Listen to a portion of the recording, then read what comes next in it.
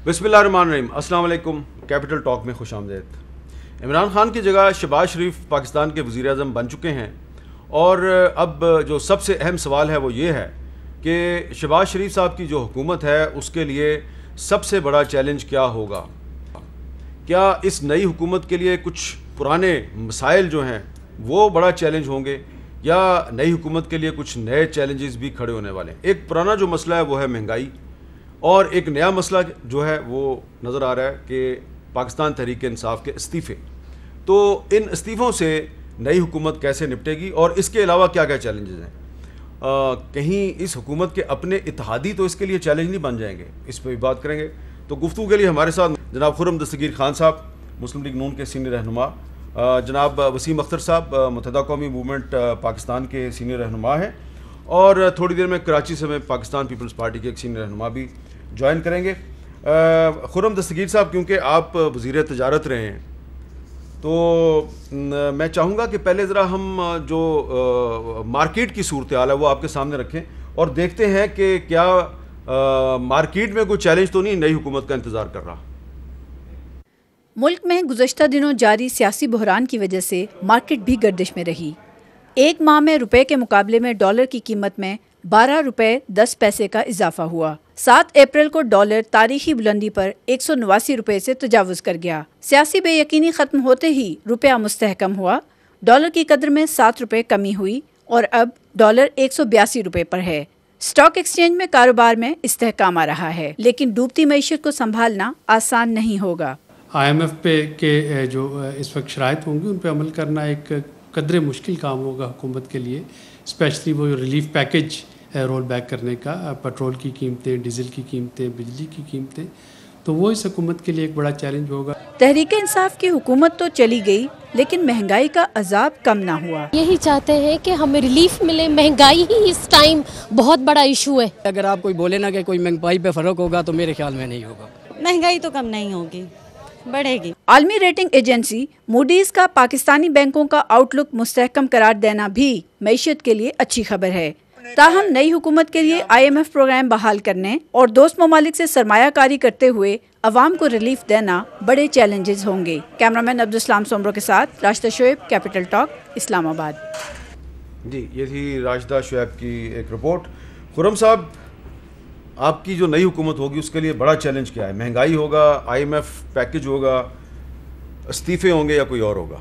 मैं चूँकि मुंतखब नुमाइंदा हूँ गुजरावाला से, मेरे जो वोटर हैं वो तो अशियाए खुर्द नोश की जो महंगाई है, जो कि अगर आप कैलकुलेट करें तो अगस्त 2019 से औसतन 13% पर है। हर महीने वो बढ़ी है। लोग भूखे हैं, उनको ये फैसला करना पड़ता है कि वो अपने बच्चों को दूध पिलाएंगे या खाना बनाएंगे।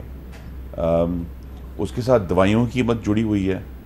अब पाकिस्तान में जो महंगाई कंट्रोल करने का जो तरीक़ेकार है वो दो चैलेंजेस उसके अंदर हैं। एक है सप्लाई साइड। पाकिस्तान से पिछले 3.5 साल में इमरान खान साहब के एक बहुत ही बड़ी मिकदार गंदम की और यूरिया की स्मगल हुई है। उस स्मगलिंग को रोकना हुकूमत के इख्तियार में, उसमें पैसा नहीं चाहिए। आपने शायद आपको हो कि शहबाज शरीफ साहब के हलफ उठाते ही अचानक मार्केट में यूरिया की खाद दोबारा दस्तयाब हो गई जो बहुत ही नायाब थी। वो एक स्मगलिंग का इशू है। इसी तरह जो गंदम की स्मगलिंग है, इसके बारे में इमरान खान साहब के वजीर खुराक ने कहा था कि 60 लाख टन गंदम गायब हो गई पंजाब से मिली। एक तो वो है। दूसरा जो इशू है वो जिसका जिक्र आपके उसमें क्लिप में भी हुआ, डॉलर की कीमत को इस्तेहकाम देना है। 182 पर आ गई है। अगर वक्त के साथ हम इसको नीचे कर सकें तो इससे बहुत बड़ा फ़र्क पड़ेगा हमें कीमतों को रोकने में। दूसरा इशू उसके साथ जुड़ा हुआ है जिस पे कंट्रोल नहीं है, लेकिन कुछ थोड़ी सी बेहतरी अल्लाह की तरफ से आई है कि तेल की कीमतें नीचे कुछ गई हैं, $90 तक गई हैं। तो अगर तो ये ऑयल प्राइसेस और एक्सचेंज रेट हमारा कंट्रोल हो जाता है तो फिर हम इस काबिल होंगे कि हम आवाम को कुछ रिलीफ दे सकें। आवाम का मुतालबा है अशियाए खुर्दोनोश नंबर 1, उसके बाद दवाइयाँ, फिर बिजली और जो पेट्रोल जो कि उससे जुड़ा हुआ है। ये 3-4 चीज़ें हैं। इसीलिए शहबाज शरीफ साहब ने आज से ही एक बड़ा थॉरो रिव्यू शुरू किया है ये IMF वाला मामला भी हम डिस्कस करेंगे, दूसरे इशूज डिस्कस करेंगे। बहुत बड़ा चैलेंज जो हमें माहिर मुआशियात ने कहा है कि हमें जो गैर तरक्याती अखराजात हैं पाकिस्तान की हुकूमत के, उनमें बहुत मेजर कमी करनी पड़ेगी। लेकिन मैं आपके तवज्जुह से, क्योंकि आपके प्रोग्राम में मेरी रवायत है शेर पढ़ने की, फैज़ ने कहा था कि रोशन कहीं बहार के इम्कानात हुए तो हैं। हमने आज से काम शुरू कर दिया, अल्लाह ताला मदद करेगा इंशाअल्लाह। अच्छा जी, वसीम अख्तर साहब, यकीनन जो जिन मसाइल की तरफ खुर्रम साहब ने इशारा किया वो आपके भी मसाइल हैं, लेकिन आप ये नहीं समझते कि ये जो नई हुकूमत बनने वाली है, अभी तो सिर्फ वज़ीर आज़म का ऐलान हुआ है, तो इस नई हुकूमत का जो इत्तेहाद होगा उस इत्तेहाद को बरकरार रखना भी एक बहुत बड़ा चैलेंज है। सही कह रहे हैं हामिद साहब, बिल्कुल ऐसा है, क्योंकि वो पार्टीज़ इत्तेहाद में आई हैं जो कि ज़ाहिर है माजी में एक दूसरे के ख़िलाफ़ इलेक्शन लड़ती रही हैं, एक्सेप्ट फॉर MQM। एक सही तरह से मैं समझता हूँ इसको मैनेज करना पड़ेगा। ज़िम्मेदारी नून पे भी है, पीपल्स पार्टी पे भी है, मौलाना साहब पे भी है कि इसको मैनेज करके आगे लेके जाएं जब तक इलेक्शन नहीं आता 23 का, या जब भी इलेक्शन होता है उसके बाद जो भी हालात बनते हैं, मगर उससे पहले इस इत्तेहाद को कायम रखना बहुत ज़रूरी है टू मैनेज। अच्छा, अब कल वज़ीर आज़म शहबाज शरीफ साहब कल जा रहे हैं कराची, आपको क्या लगता है कि जो ऐलानात उन्हें गुजरे हुए कल अपनी कौमी असम्बली की तकरीर में करने चाहिए थे, आपको तवक्को है कि कल कराची जाके वो ऐलानात करेंगे? जी बिल्कुल, मेरी ख्वाहिश थी एज ए पार्टी के ज़िम्मेदार की हैसियत से कि शहबाज साहब बीइंग अ प्राइम मिनिस्टर अगर ये ऐलानात कल फ्लोर ऑफ द हाउस पे करते, नेशनल असम्बली में करते, तो एक वेट पड़ता उन एग्रीमेंट्स पे जो हमारे फेडरल लेवल पे हुए और जो सूबे के लेवल पे हुए। कोई बात नहीं, मेरी ख्वाहिश थी, मगर उनका बड़ापन है बहुत। उन्होंने मुझसे बात की कि मैं इसका ऐलान ख़ुद करूँगा, तो मैंने बोला ठीक है, वो बेहतर समझते हैं। मगर मेरी ख्वाहिश थी कि एक असम्बली के अंदर अगर उन एग्रीमेंट्स को एक ऑनर मिलता और पूरे पाकिस्तान में जाता उसका मैसेज, क्योंकि ज़ाहिर है क्रिटिसिज्म भी हमारे ऊपर आता है उसमें एग्रीमेंट्स के हवाले से, चाहे पीपल्स पार्टी से हो, तो उसको हम कवर कर सकते थे जो मैंडेट हमारा है। मगर मुझे पूरी उम्मीद है कि PM साहब कल कराची से रिलेटेड इश्यूज़, आज हमारी डिस्कशन भी हुई, उनकी मेहरबानी कि वो हमारे पास आए, खालिद भाई घर आए, और उन्होंने बताया भी, उन्होंने आज से काम शुरू भी कर दिया है। और इंडस्ट्रियल एरिया जो कराची के हैं जिनका बहुत बुरा हाल है, वो प्रायोरिटी में है उनके, तो ये बहुत अच्छा एक स्टेप जाएगा कराची के लिए। और फिर प्लस उनका विज़िट, पास्ट के वज़ीर आज़म, मैं नहीं कहना चाह रहा था कि वो तो रात भी नहीं गुजारते थे, तो आज नया वज़ीर आज़म सीधा कायदे आज़म के मज़ार जाने के बाद अपने कोलिशन पार्टनर के ऑफिस भी जा रहे हैं, तो ये बहुत बड़ी ख़बर है हमारे लिए भी और खुशाइंद है। तो शहबाज शरीफ साहब जो हैं वो कराची के पहले दौरे में ही MQM के हेड ऑफिस भी जा रहे हैं? जी ऐसा है, मेरे पास ये इतला है। अच्छा ठीक है। सलीम मांडवीवाला साहब ने हमें ज्वाइन किया है। मांडवीवाला साहब बहुत बहुत शुक्रिया, आप साबिक वज़ीर ख़जाना भी हैं और बिजनेसमैन भी हैं, तो ये जो नई हुकूमत है इसमें आपकी पार्टी भी एक मेन इसके कोलिशन पार्टनर लगता है कि बनेगी, तो इस हुकूमत के लिए आपके ख्याल में सबसे बड़ा चैलेंज क्या होगा? कल शहबाज शरीफ साहब कराची भी तशरीफ़ ला रहे हैं, तो आप क्या तवक्को करते हैं वहाँ आके उन्हें सबसे पहले क्या ऐलान करना चाहिए? हामिद मीर साहब, देखें, इस हुकूमत का और पिछली हुकूमत का, दोनों हुकूमतों का जो सबसे बड़ा चैलेंज है वो मईशत है। और मैं समझता हूँ कि शहबाज शरीफ साहब क्योंकि चीफ़ मिनिस्टर रह चुके हैं and he has that experience on province level, जो कि वो इंशाल्लाह अब वो फेडरल लेवल पे उसको इस्तेमाल करेंगे। और मेरा, क्योंकि उस ज़माने में मैं बोर्ड ऑफ इन्वेस्टमेंट का चेयरमैन होता था और ये चीफ़ मिनिस्टर होते थे, तो मेरा इनसे ताल्लुक़ भी रहता था और इनसे मीटिंग्स भी होती थी, और इन्वेस्टमेंट पे ये बड़े कीन होते थे टू वर्क, और हमने इनके साथ बड़ा काम किया on investment, bringing investment into Pakistan. तो मेरा ख्याल है शहबाज शरीफ साहब को कुछ सिखाने की ज़रूरत नहीं है, वो समझते हैं सब कुछ। और ये जो अभी खुर्रम दस्तगीर साहब भी कह रहे थे कि मईशत में, डॉलर में और अभी एक इस्तेकाम आया है, इसकी वजह भी यही है कि जो बिजनेसमैन हैं और जो मईशत में लोगों के जो स्टेक होल्डर्स हैं वो ये समझ रहे हैं कि अब चीज़ें सही होंगी, सही तरीके से होंगी, डिसीशंस टाइम पे होंगे, एक्शंस टाइम पे लिए जाएंगे। और मेरा ख्याल है इन चीज़ों से मईशत में बेहतरी आएगी। इमीडिएटली शायद कुछ ना आ सके, मगर आप देखेंगे कि एक जो पहिया रुका हुआ था मईशत का वो चलना शुरू हो जाएगा। और ब्यूरोक्रेसी को सुबह 8 बजे दफ्तर में बैठना पड़ेगा, ये तो आज पहले दिन ही हमने देखा। अच्छा खुर्रम दस्तगीर खान देखें मैं आपको जी प्लीज़ मैं आपको एक बात बताऊं, this is how he works, this is how it was in Punjab. अगर आपको याद हो कि वहाँ भी यही होता था कि रात को 10-10 बजे तक वो अंडर पासिस की विजिट करते थे, मीटिंग्स करते थे। तो ये तो उनका स्टाइल है, वर्किंग स्टाइल, तो वो यहाँ भी यही होगा। चलें। अच्छा खुर्रम साहब, ये एक और जो चैलेंज हमें लग रहा है वो लग ये रहा है कि जो तहरीक इंसाफ जो असम्बली से इस्तीफ़े दे गई है उसने जलसों का ऐलान कर दिया। तो आज कुछ जलसों का ऐलान किया जी शफकत महमूद साहब ने, ज़रा सुने वो क्या बता रहे हैं आपको। कल पेशावर में जलसा है, 16 तारीख को कायदे आज़म के मज़ार पे कराची में जलसा है और 23 तारीख को मीनार पाकिस्तान में इंशाअल्लाह।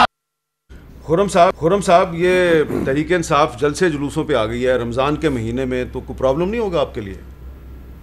जी कोई प्रॉब्लम नहीं है। जो हक वो हमें देने के लिए तैयार नहीं थे हम उन्हें देंगे। पाकिस्तान में आइन है, जमहूरियत है, वो एहतजाज कर सकते हैं, लेकिन हम ज़ाहिर है उनको जिस तरह बुलडोज़र ला के आपके अकब में उन्होंने कौमी असम्बली के जंगले गिरा दिए थे, उसकी इजाज़त नहीं होगी। पुलिस को डंडे मारने की इजाज़त नहीं होगी, पाकिस्तान टेलीविज़न पर डंडे लेकर कब्ज़ा करने की इजाज़त नहीं होगी। उसके अलावा वो ज़रूर एहतजाज करें। और आप ये नोट करें मीर साहब कि तहरीक इंसाफ का जो ख़मीर है वो असल में एहतजाजी है।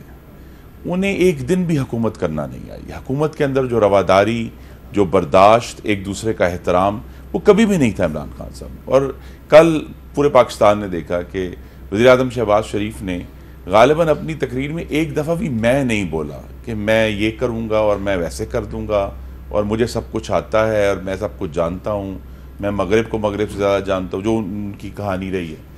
और वो जो इंतशार की बातें थी कि मैं किसी को नहीं छोड़ूंगा, मैं इनको जेलों में डालूंगा, यहाँ एक हकीकत यह है जिसे आप कह सकते हैं हुकूमत शिफा है, हीलिंग है, कि जो ज़ख़म हमें लगे हुए हैं, चाहे वो कराची के ज़ख़म में वसीम अख्तर साहब यहाँ मौजूद हैं, बलोचिस्तान के ज़ख़म है, बहुत जल्द वज़ीर-ए-आज़म शहबाज शरीफ बलोचिस्तान भी तशरीफ़ ले जाएंगे। तो पाकिस्तान के जो ज़ख़म है उनको हमने हील करना है।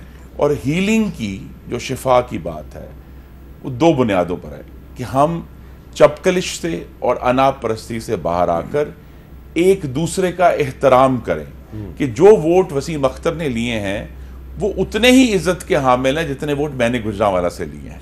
तो लिहाजा एक दूसरे का एहतराम करेंगे तो फिर बेहतरी होगी। पॉलिसी चैलेंजेस बिलाशुबा बेशुमार हैं, सिर्फ इकॉनमी में नहीं है, खारजा पॉलिसी में गालिबन इकॉनमी जितना ही बड़ा चैलेंज है पाकिस्तान की खारजा ताल्लुकात को दुरुस्त करना। उसके साथ ही जो पाकिस्तान की वफाकियत और जमहूरियत है कि एक ऐसी पार्लियामान है जिसमें वफाकी वज़रा इस तरह के टेबलों पर ऊपर चढ़ के लीडर ऑफ द ऑपोजिशन को किताबें मारते हुए नजर आए थे। तो यहाँ एक दूसरे का एहतराम करके आगे चलना। इसीलिए कल की तकरीब जो थी उसमें मेरा सबसे बेहतरीन चीज़ थी जिसमें तमाम पार्टियों के जो सरबराहान थे वो इकट्ठे एक लाइन में बैठे थे। गालिबन एमक्यूएम की नुमाइंदगी अमीनुल हक भाई कर रहे थे, वो सब बैठे थे। तो वो पाकिस्तान में एक कंसेंसस है कि हमें पाकिस्तान को आइन के मुताबिक लेकर चलना है, जमहूरियत पर चलना है। चैलेंजेस हैं लेकिन हम अगर मिलेंगे, इज्तिमाई दानिश से काम करेंगे तो हम उससे निपट सकते हैं इंशाअल्लाह। वसीम अख्तर साहब, ये जो तहरीक इंसाफ वालों ने इस्तीफ़ा दे दिया है तो 120 से ज़्यादा इस्तीफ़े दिए हैं उन्होंने, अगर स्पीकर इनको मंजूर कर लेते हैं तो क्या फिर आप पे दबाव नहीं होगा कि मुल्क में नए इंतखाबात करवाए जाएं या ज़िमनी इलेक्शन हो जाएगा? देखिए, ये मेरे ख्याल में कल खबर भी आई थी और इस पे गवर्नमेंट का व्यू भी सामने आया है कि बाई इलेक्शन में जाएंगे। मेरे ख्याल में राना सनाउल्लाह साहब ने बयान दिया था कि बाई इलेक्शन हो जाएंगे। लेट्स सी, अभी इट्स वेरी अर्ली कि ये करने क्या जा रहे हैं। एक्सेप्ट तो होते हैं वो अलग बात है, मगर ऐसी चीज़ें भी सामने आ रही हैं कि शफकत महमूद साहब ने तो आज कहा है कि हमने वापस नहीं जाना। देखते हैं क्योंकि कुछ हमारे पास भी ऐसी खबरें हैं कि इनके अपने लोग भी मुखालिफत कर रहे हैं इस चीज़ की। लेकिन फ़र्ज़ करें अगर ये वापस नहीं जाते तो कराची से मेरा ख्याल है 1 दर्जन से ज़्यादा नशिस्तें खाली हो जाएंगी। अगर बाई इलेक्शन होते हैं जाहिर है कॉन्टेस्ट करेंगे हम, हमारी पुरानी नशिस्तें हैं वो, हमारी छीनी हुई नशिस्तें हैं वो, बिल्कुल। मैं आपकी छीनी हुई है एग्जैक्टली वो इन्होंने जीती नहीं है, छीनी हुई से, ये आज का नहीं, जब डे 1 से। मैं तो इनकी खुर्रम भाई की बात को आगे बढ़ाऊंगा। हामिद साहब कल जैसे पीएम साहब तकरीर कर रहे थे तो मैं तो बाहर बैठ के सुन रहा था और बहुत अच्छा लग रहा था। वो सारी जमातों को साथ लेके, जिस क्राइसिस में इस वक्त मुल्क चल रहा है, आप सोलो फ्लाइट तो ले ही नहीं सकते, आपको सारी जमातों को साथ लेके कंसेंसस से पॉलिसीज बनानी होंगी ट्रैक पे लाने के लिए। मुल्क का जो हाल, अगर इनके पास जो मैंडेट था, इनको हुकूमत मिली, अगर ये इस लड़ाई झगड़े के को छोड़ के सबको लेके चलते तो आज ये मुल्क कहीं और होता। मगर इनकी बैड गवर्नेंस की वजह से आज जहाँ खड़े हैं तो सारे चैलेंजेस तो पीएम साहब के सामने आ गए, मगर उनकी अच्छी सोच कल सामने आई कि सब साथ मिलके चलेंगे, सब साथ मिलके मसाइल का हल तलाश करेंगे। वे फॉरवर्ड बड़ा अच्छा कल सामने आया है। सलीम मांडीवाला साहब, इमरान खान पहले अब कल पेशावर में जलसा करेंगे, उसके बाद वो कराची जाएंगे, फिर वो लाहौर जाएंगे। आपको नहीं लगता कि जो नई हुकूमत है वो अभी उसने काम भी शुरू नहीं किया और इमरान खान साहब ने अपने एहतजाजी जलसे जुलूसों का ऐलान कर दिया तो बड़ा प्रेशर आ जाएगा आप पे? सर देखें, ये तो सियासी पार्टियां इन चीज़ों की आदी होती हैं, मगर ये जो आपने इनके इस्तीफ़ों की बात की, इसमें मेरी जो एक राय है वो ये है कि इनको इसमें नुकसान होगा। वो कैसे? ये आधी से ज़्यादा सीटें हार जाएंगे बाई इलेक्शन में, तो ये बहुत बड़ी बेवकूफ़ी होगी मेरी नज़र में अगर इन्होंने ये इस्तीफ़े एक्चुअली दिए, जो कि मैं वसीम साहब से एग्री करता हूँ कि ये नहीं देंगे, क्योंकि अगर ये बाई इलेक्शन इन्होंने, आप पिछले जितने बाई इलेक्शन हुए हैं ये सारे हार गए, तो ये अगर बाई इलेक्शन में ये 120 सीटें बाई इलेक्शन तो बिल्कुल ही वाइप आउट हो जाएंगे, तो ये बहुत बड़ा ब्लंडर होगा अगर ये करते हैं तो। अच्छा, मेरा ख्याल है कि शफकत महमूद साहब ने आज अपनी जो गुफ्तगू है उसमें इस्तीफ़ों के हवाले से भी बात किया है। ये ज़रा क्लिप हम सुनवा सकते हैं जी? इस्तीफ़े जो है वो डिप्टी स्पीकर के पास हैं और हम चाह रहे हैं कि उन पर जल्दी फैसला हो, क्योंकि इन्होंने अगर इनका स्पीकर या वो आ गया तो हमें डर है कि वो किसी को डिले करने की कोशिश करें। ये हमारा अटल फैसला है, मैं आपको कह रहा हूँ, अटल फैसला है कि ये इनके साथ हम इनको लेजिटिमाइज नहीं करेंगे और इन लुटेरों के साथ हम नहीं बैठेंगे। अटल फैसला है कि हम आपको लेजिटिमाइज नहीं करेंगे और आप लुटेरों के साथ नहीं बैठेंगे। सॉरी मीर साहब, आप जिस कुर्सी पे बैठे हैं इसी कुर्सी के पीछे वहाँ फरमाया था ना, जब पिछली दफ़ा इस्तीफ़े दिए थे, फिर 6 महीने बाद आकर तमाम तनख्वाहें, तमाम मराद असेंबली में जाए बगैर इनके तमाम अरकान असेंबली ने बशमूल इमरान खान साहब ने वसूल की थी। तो ये तो हम कहानी देख चुके हैं। देखिए, अगर ये वाकई संजीदा होते तो इनको अच्छी तरह मालूम है मीर साहब कि आइन ये कहता है कि जिस कौमी असेंबली के रुकन ने इस्तीफ़ा देना है वो अपने हाथ से इस्तीफ़ा लिखेगा। यहाँ एक ही फॉर्म के टाइप हुए इन्होंने दे दिए हैं जिनकी कोई कानूनी वैल्यू नहीं है, और उसके बाद इस्तीफ़ा देकर हर रुकन ने स्पीकर के सामने पेश होकर उसको वेरीफाई करना है कि जी मैंने अपने हाथ से ये लिखा है और ये दस्तखत मेरे हैं और मैं इस्तीफ़ा देना चाहता हूँ। तब तक ये प्रोसेस नहीं हो सकता। तो ये देखिए ना, इन्होंने बड़ी दिलचस्प बात की कि स्पीकर के पास पड़े हैं। अभी तक मेरे नॉलेज के मुताबिक ये इस्तीफे बाकायदा तौर पर कौमी असेंबली में जमा नहीं करवाए गए। ये आमिर डोगर साहब के पास है, ये आमिर डोगर साहब के पास है। तो लिहाजा अगर उनके पास पड़े रहे तो पड़े रहे, 100 साल पड़े रहे। नहीं तो क्यों पड़े रहे हैं? आमिर डोगर साहब आके स्पीकर को जमा करा दें। तो देना जी, आज का दिन भी गुजर गया है, पूरा दिन गुजर गया है, वहाँ बड़े बड़े दावे हो रहे हैं, तो दावे मत करें और आगे जमा करवाएं। जो खुर्रम भाई ने प्रोसीजर बताया वो तो अडॉप्ट करना पड़ेगा ना, उसमें देखते हैं रिजल्ट्स क्या आते हैं। मुझे याद है कि आप दे रहा है या नहीं दे रहा। आपकी पार्टी ने एक दफा इस्तीफे दिए थे तो बाकायदा हाथ में पकड़ा दिया। बिल्कुल एग्जैक्टली ऐसा ही था, ठीक है ना, सामने पेश होके सामने। अब ये प्रोसीजर इनको करना पड़ेगा ना पूरा। तो फर्ज करें अगर ये ऐसा कर देते हैं, क्योंकि देखिए शफकत महमूद साहब बड़े ऑनरेबल आदमी हैं, वो कह रहे हैं हमारा अटल फैसला है। तो अटल फैसला है, तो अगर ये 120 के से ज़्यादा नशस्तें अगर खाली हो जाती हैं तो उसमें कराची की भी होंगी, उसमें और भी होंगी, तो उसके बाद फिर उन नशस्तों पर अगर ज़िमनी इलेक्शन होता है तो ये जो सारे कोलिशन पार्टनर्स होंगे फिर इनके लिए प्रॉब्लम नहीं हो जाएगी फिर पीपल्स पार्टी और नून लीग और MQM आमने सामने आ जाएंगी? देखें, अगर बाई इलेक्शन की बात होती है, मैं कराची की बात करता हूँ, वो सीटें जो जिन पे इलेक्शंस होंगे वो ज़्यादातर MQM की ही सीटें हैं। पीपल्स पार्टी की का दुक्का सीटें होंगी और नून की भी मेरे ख्याल में 1 या 2 सीटें हैं ऐसी। तो ऐसा कोई खुदा ना खास्ता कोई मुकाबला नहीं होगा। तो फर्ज करेंगे अगर 12 सीटें खाली होती हैं तो एक पीपल्स पार्टी ले ले, 2 नून ले ले, बाकी सारी वो हम एडजस्टमेंट कर लेंगे। नहीं तो असूल ये है, मैंने फार्मूला बता दिया। असूल ये है कि इस इत्तेहाद में जौन सी जमात दूसरे नंबर पर आई थी एग्जैक्टली वो ही कंटेस्ट करेगी और बाकी इत्तेहाद वहां पर अपना कैंडिडेट नहीं खड़ा करेगा। अच्छा, ये तो PDM का फार्मूला ना? हाँ, तो यही फार्मूला इस्तेमाल करेंगे कि जहां MQM के दूसरे नंबर पर हमारे भाई आए हुए हैं उनकी जगह फिर हम फिर तो सारी यही लेंगे। तो फेयर डील हो गई। फेयर डील हो गई जी। नहीं, देखिए फेयर डील ही करनी है ना। हाँ। बात यह कि इस वक्त नशिस्तों से ज्यादा अहम ये बात है कि हमें, देखिए जी अंग्रेजी में कहते हैं बॉडी पॉलिटिक, रियासत का जिस्म।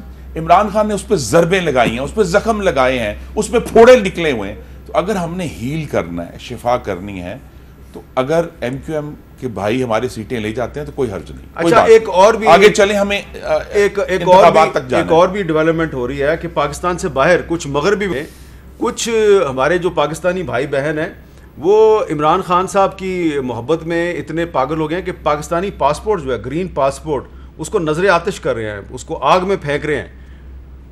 ये जो रवैया है, ये रवैया क्या मुनासिब है, इस पर भी बात करेंगे वक्फे के बाद।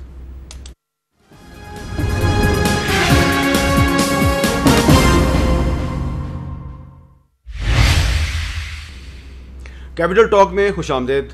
कल शहबाज शरीफ साहब ने जैसे ही वज़ारत उस्मा का हलफ उठाया तो उसके बाद जिन ममालिक की तरफ से उनको मुबारकबाद दी गई है उसमें चीन शामिल है। फिर उसके बाद उनको तुर्की के सदर की तरफ से कॉल की गई, फ़ोन करके मुबारकबाद दी गई। फिर हिंदुस्तान के वज़ीर-ए-आज़म की तरफ से उनको मुबारकबाद दी गई। और आज थोड़ी देर पहले एक बहुत ही अहम पेशरफ्त है कि रूस के सदर व्लादिमीर पुतिन की तरफ से भी शहबाज शरीफ साहब को मुबारकबाद दी गई है। और इस्लामाबाद में जो रूसी सफारत खाना है उसने बाकायदा ट्वीट किया है और president Putin congratulated Shahbaz Sharif on his election as Prime Minister of Pakistan, expressed hope that Shehbaz Sharif's activities will contribute to further development of cooperation and partner interaction on Afghan settlement countering international terrorism। ये बड़ी अहम पेशरफ्त है क्योंकि इमरान खान साहब जो हैं, आजकल उनका जो नैरेटिव है, आजकल जो उनका एक बयानिया है वो ये है कि उनकी हुकूमत एक गैर मुल्की साजिश की वजह से नकाल दी गई है क्योंकि उन्होंने रूस के सदर पुतिन का साथ दिया था जो एक यूक्रेन में जो जंग शुरू हुई उसके बाद। तो सलीम मांडीवाला साहब, आपके ख्याल में ये कितनी अहम पेशरफ्त है कि ऐसे माहौल में जब इमरान खान कह रहे हैं कि उनके ख़िलाफ़ अमेरिका ने साजिश किया है क्योंकि मैं पुतिन के साथ खड़ा था, तो पुतिन जो है उन्होंने तो शहबाज शरीफ साहब को मुबारकबाद दे दी है। देखें हामिद साहब, ये चीज़ें ये प्रूव कर रही हैं कि इन्होंने जो भी नैरेटिव शुरू से वो जो कागज़ का टुकड़ा ये सबको दिखाते फिर रहे हैं और सबको कहते हैं तुम भी दिखाओ और ये दिखा के फिर रिज़ाइन करो, ये सब चीज़ें आगे जाके आपको पता चलेगा कि ये सब ड्रामा था, लोगों को बेवकूफ़ बनाना था जो इन्होंने बनाया। और ये प्रूव हो जाएगा कि ना रशिया ने ऐसी कोई बात की, ना अमेरिका ने ऐसी कोई बात की, ना किसी मुल्क ने ऐसी कोई बात की। तो ये एक इन्होंने अपना स्टंट क्रिएट किया है और पूरे पाकिस्तान को बेवकूफ़ बनाने की कोशिश की है और कुछ भी नहीं है। और ये आगे जाके सब कुछ क्लियर हो जाएगा और हम तो वो सब ख़त देखना चाहते हैं और लोगों की इन्होंने तस्वीरें लगाई। मैं जब डिप्टी चेयरमैन था मैं 50 एम्बेसडर्स को मिला और मकसद क्या होता है मिलने का मुल्क एम्बेसडर से या डिप्लोमेट से, हमारा in any official capacity is to promote Pakistan's relation with that country and to improve our bilateral ties with that country। और क्या मकसद होता है? और उसको आपने एक अजीब सा रुख दे दिया कि जी ये तो मेरे खिलाफ कॉन्स्पिरेसी हो रही है क्योंकि ये लोग जो है डिप्लोमेट से मिल रहे हैं। अरे भाई, डिप्लोमेट से तो पॉलिटिशियंस, ब्यूरोक्रेट्स, हर जो आदमी इस्लामाबाद में होता है या किसी प्रोविंस के कैपिटल में होता है वो उनसे मिलता है। और ये तो एक हमारा, आप ये समझ लें, एक प्रोसेस है जिसमें से हम गुजरते हैं तो ये एक आपने इस किस्म की गलत बात कर दी। और मैं आपको बताऊं, ये सिर्फ अमेरिका ने इसको माइंड नहीं किया, इसको दूसरे मुल्कों ने भी माइंड किया है। अच्छा, कि ये क्या फजूल बात की है आपके प्राइम मिनिस्टर ने। तो मैं समझता हूं इस किस्म की बातें आपको भी नुकसान पहुंचाती हैं, आपकी पार्टी को भी नुकसान होगा इसका, क्योंकि आपके पीटीआई के लोग, मुझे पता है, इनके मिनिस्टर्स, इनके एडवाइजर्स डिप्लोमेट से मिलते रहे और अमेरिकन डिप्लोमेट से मिलते रहे। आप क्या हम उनको ट्रेटर बोलेंगे? हम तो इतने बेवकूफ नहीं हैं, हम तो इस किस्म की बातें कभी नहीं करेंगे। तो इन्होंने बेसिकली पीटीआई का नुकसान किया है और पाकिस्तान का इमेज खराब किया है। अच्छा खुर्रम साहब, ये जो नैरेटिव है इमरान खान का, इस नैरेटिव की वजह से बैरून मुल्क बहुत से पाकिस्तानी जो हैं वो अपने पासपोर्ट जला रहे हैं, वो कह रहे हैं जी हम रेमिटेंसेस नहीं भेजेंगे। तो ये जो अब रूसी सदर की मुबारकबाद आ गई है, तो इसके बाद ये नैरेटिव जो है उसको एक बहुत बड़ा धचका नहीं लगेगा? साहब, इमरान खान ने अपनी अना का बुत जो है वो पाकिस्तान से बड़ा कर लिया है। और ये जो ट्वीट आया सिर्फ ये, इससे कम से कम उस बुत में पाश तो नहीं दरारें पड़ गई हैं कि, और ये बड़ा सब्सटेंटिव ट्वीट है। अगर आप उसको देखें, उन्होंने कहा जी हम ताउन बढ़वाएंगे। ताउन क्या है? 2014 में मुस्लिम लीग नून ने पहला दफाई ताउन का मुआहदा किया था रूस के साथ, वो आज ही उसके तहत जंगी मशकें होती हैं। उन्होंने कहा जी हम बढ़ाएंगे। दूसरा उन्होंने कहा जी अफगानिस्तान की सेटलमेंट पर हमारा आपस में ताउन रहा है वो भी हम बढ़ाएंगे। और तीसरा उन्होंने कहा बैनुल-अक़वामी दहशतगर्दी से हम निपटेंगे। तो ये बात इमरान खान साहब को समझ नहीं आई अभी तक कि रियासतों के ताल्लुकात दायमी हैं, ये अना की बुनियाद पर कायम नहीं होती। और ये अना ही है जो आपका दूसरा नुक्ता है कि कुछ लोग समझते हैं कि अगर इमरान खान नहीं तो पाकिस्तान के पासपोर्ट चला देंगे आप। बल्कि आपको शायद गालिबन हैदराबाद में खबर आई किसने पाकिस्तान का परचम चलाने की भी कोशिश की है।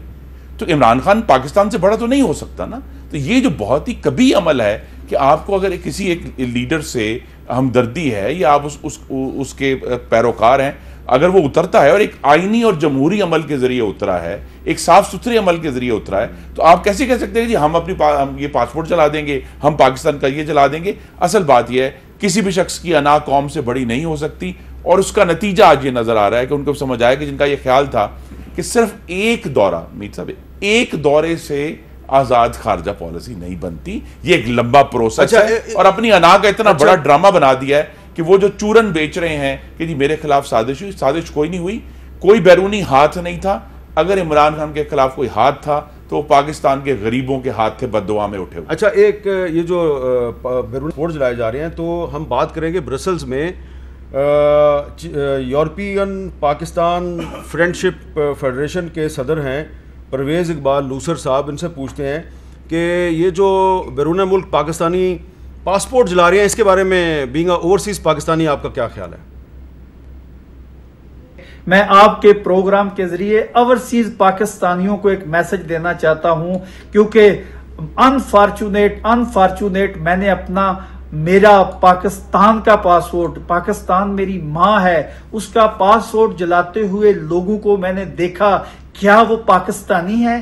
क्या वो पाकिस्तानियत है? क्या वो रियासत पाकिस्तान को मजबूत करना चाहते हैं या किसी लीडर को या किसी ऐसी, बल्कि मैं ये समझता हूं ये जो पाकिस्तान का पासपोर्ट जलाया गया है और ये नारे लगे हैं कि अनफॉर्चुनेट शायद वो मैं नारा ना लगा सकूं कि अगर पाकिस्तान में फलां बंदा नहीं होगा तो पाकिस्तान में रेमिटेंस नहीं आएंगे।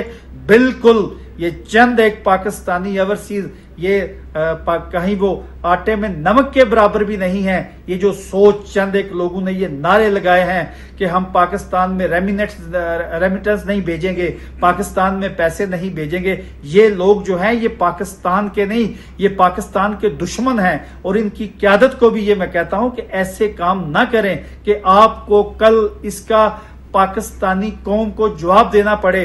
ओवरसीज 90 लाख पाकिस्तानी रहते हैं, चंद एक ये जो किसी की जबान बोलते हैं, ये जो शख्सी नारे मारते हैं, शायद इनको ये पता नहीं है कि इनके नारे से हमारे मुल्क को, मेरे मुल्क को, आपके मुल्क को क्या नुकसान। बहुत बहुत शुक्रिया, बहुत आपने हमारे से बात की। वसीम अख्तर साहब, ये अगर इस तरह का कभी अमल खुदा न खास्ता आपके किसी नाराज या बेवकूफ़ वर्कर के हाथों सरजद हो जाता तो उसके साथ क्या होता? उसका हशर क्या होता हमने तो देखा है सब कुछ, तो मैं उसकी डिटेल में जाऊंगा भी नहीं। मैं सिर्फ इतना कहूँगा कि जिस तरह से फॉरेन पॉलिसी हो या जिस तरह से इनकी गवर्नेंस रही है और जो हमने आखिर में देखा है स्पीकर डिप्टी स्पीकर का बिहेवियर, मैं तो कभी सोच के हंसी आ रही थी कि इमरान खान साहब, मैं समझता हूँ पुतिन को और इंडिया के जो हमारे मोदी साहब हैं उनको भी डिप्टी स्पीकर या स्पीकर समझ रहे थे कि वो भी इस्तीफ़ा दे देंगे इस चक्कर में। फॉरेन पॉलिसी हुकूमत की कारकर्दगी को देख के बनाई जाती है, किसी इंडिविजुअल को देख के नहीं बनाई जाती। ये इनको सीखना चाहिए। पहला वक्त मिला था इनको इक़्तिदार का, मैं समझता हूँ अल्लाह करे इनको समझ आ जाए आगे आने वाले वक्त के लिए। आपकी बात जो है बड़ी इंटरेस्टिंग लगी है वैसे मुझे। वसीम अख्तर साहब की जो गुफ्तगू है उससे मुझे ऐसा लग रहा है कि शायद इमरान खान साहब का ख्याल था कि अगर कौमी असम्बली से अगर असद कैसर इस्तीफ़ा देंगे और कासिम दे देंगे तो रूस के सदर पुतिन भी अपने मनसब सदारत से इस्तीफ़ा दे देंगे और नरेंद्र मोदी भी हिंदुस्तान की वजारत उज़्मा से इस्तीफ़ा दे देंगे और फिर पूरी दुनिया में एक इनकलाब आ जाएगा। एक वक्फे के बाद दोबारा मिलते हैं।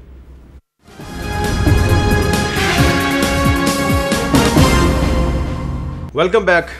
मांडीवाला साहब, अब ये बताइए कि ये जो आप पहले कह रहे थे कि ये जो तहरीक इंसाफ वालों ने इस्तीफ़े दिए हैं तो शायद ये उन्होंने बस एक दिखावा किया है और वो इंटरेस्टेड नहीं है कि बाई इलेक्शन हो। चले फ़र्ज़ करें कि वो इस्तीफ़े उनके जो हैं हमें दिखावे के तौर पे लगते हैं और उस पर बाई इलेक्शन नहीं होते, फिर भी ये जो नई हुकूमत बन रही है ये कितना अरसा चलेगी? 6 महीने चलेगी, 9 महीने चलेगी, 1 साल तक चलेगी? आपके ख्याल में इसे कब तक चलना चाहिए और अगला इलेक्शन कब होना चाहिए? देखें, मेरे व्यू से ये हुकूमत बड़ी सही तरीके से चलेगी क्योंकि सारी जमातें मैच्योर जमातें और वो मिल के ये हुकूमत चलाएंगी एंड दे विल इंश्योर कि ये हुकूमत अपना पूरा टाइम करे। और अगर जल्दी इलेक्शन कराने हैं तो ये सारी जमातें मिल के डिसाइड करेंगी। ये नहीं होगा कि एक आदमी खड़ा हो गया और उसने कहा जी कल इलेक्शन करा दो। मतलब वो हमें सही लोग बनाना रिपब्लिक कह रहे हैं कि जब पार्टियों के लीडर इस किस्म की बात करेंगे तो यही इंप्रेशन जाएगा पाकिस्तान का बाहर। तो मैं ये समझता हूँ कि मैं कोई थ्रेट नहीं समझता इस गवर्नमेंट के लिए और ये सारे मैच्योर लोग हैं और दे विल इंश्योर कि ये गवर्नमेंट प्रॉपरली चले, परफॉर्म करे और जब भी इलेक्शन का टाइम डिसाइड करेंगे ये सब मिलकर डिसाइड करेंगे। वसीम अख्तर साहब, आपको क्या लगता है कब तक अगला इलेक्शन होगा? मेरे ख्याल में जैसे मांडीवाला ने कहा है कि सब मिलके ही डिसाइड करेंगे और जिस तरह से आज हमारी थोड़ी सी मीटिंग हुई है अपना शहबाज साहब से, उनकी बॉडी लैंग्वेज से, उनकी बातों से लग रहा था कि ही इज़ वरिड और सबको लेके साथ चल के ये इश्यूज जितने हैं इनको पूरी कोशिश करेंगे रिजॉल्व करने की। जब तक नहीं होते इलेक्शन रिफॉर्म्स हैं, वो बहुत सारी चीज़ें सामने हैं, तो जैसे ही एवरीबडी विल फील सेटिस्फाइड कि ठीक है अब ये मौका आ गया है for election, they will announce. Khurram साहब, इमरान खान साहब बार बार कह रहे हैं कि नए इलेक्शन कराओ, नए इलेक्शन कराओ। अगर वो बार बार कह रहे हैं कि नए इलेक्शन कराओ, इसका मतलब है कि उन्हें यकीन है कि मैं बहुत पॉपुलर हूँ और अगर नया इलेक्शन होगा तो वो स्वीप कर जाएंगे, इसलिए शायद आप नया इलेक्शन नहीं करवाना चाह रहे। नहीं, इमरान खान साहब गैर नसाबी मदद के बगैर नहीं जीत सकते इलेक्शन कोई भी अब, तो लिहाजा उनका 2013 में भी वो इससे भी ज़्यादा पुरएतमाद थे अगर आपको याद हो, लेकिन उनको आई थिंक गालिबन 27 सीटें हासिल हुई थी जो कि उनका एक कुदरती लेवल वही है। तो असल इशू देखें, सीधी सी बात है, हमने मिलकर अगले 2 या 3 हफ्ते में सूरत हाल वाज़े हो जाएगी, इकॉनमी के लिहाज से भी और फॉरेन पॉलिसी के लिहाज से भी। एक बड़ी प्रॉमिसिंग बिगिनिंग है, अगर रूस के सदर, टर्की के सदर, चीन की तरफ से वेलकम हो गया है, हिंदुस्तान की तरफ से वेलकम हो गया है। अगर तो हमें कोई बेहतरी होती हुई नज़र आई कि ये मामला डिलीवर हो सकता है तो फिर हम पूरी टर्म करेंगे। अदरवाइज अगर इकॉनमी में और फॉरेन पॉलिसी में उस तरह की बेहतरी नहीं आती, फिर गालिबन नवंबर या दिसंबर में इलेक्शन होंगे। अच्छा, नवंबर और दिसंबर जी में गालिबन। तो तब तक आपका ख्याल है कि इमरान खान साहब जो हैं उनकी पॉपुलैरिटी मज़ीद नहीं? इमरान खान साहब की पॉपुलैरिटी बिल्कुल भी हमारी नज़र में नहीं है। हमारी नज़र में पाकिस्तान के मेहनत कशों को, मज़दूरों को, किसानों को रिलीफ देना है। दूसरा देखिए, एक बड़ी दिलचस्प बात कल शहबाज साहब ने की। शहबाज साहब ने कहा मेरा भाई मोहसिन दावड़, ये वो लोग हैं जिन्हें चंद साल पहले तक गद्दार कहा जा रहा था। मोहसिन दावड़ के साथ साथ अली वजीर का भी जिक्र, अली वजीर का भी, तो ये वो लोग थे। अगर वो जो हैं, हम सबको साथ लेकर चलना चाहते हैं, जिनको गद्दार कहते थे, आज वो इस इत्तेहाद का हिस्सा है। तो पाकिस्तान में कहा ये हुकूमत शिफा है, मरहम रखना है, ठीक करना है, और अगर इसमें अगर फौरी तौर पर कामयाबी शुरू हो गई तो फिर गालिबन हम अक्टूबर 2023 तक जाएंगे, वरना फिर इस साल के आखिर में इलेक्शन हो। बहुत शुक्रिया आप दोनों का, खुर्रम साहब, वसीम और मांडीवाला साहब, आप तीनों का बहुत शुक्रिया।